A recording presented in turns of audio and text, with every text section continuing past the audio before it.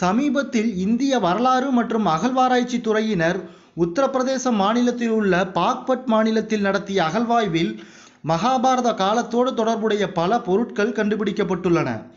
அந்த ஆய்வில் 4000 ஆண்டுகளுக்கு மேல் பழமை வாய்ந்த போர்வாட்களின் பகுதிகள், உடைந்த அம்பு மற்றும் ஈட்டிகளின் பகுதிகள், 8 இலைகள் போன்ற ஒரு உருவம் பொறிக்கப்பட்ட சவப்பெட்டி, உடைந்த மண்பாண்டங்கள், தங்க மணிகள் போன்றவை ஆய்வாளர்கள் கண்டெடுத்துள்ளனர்.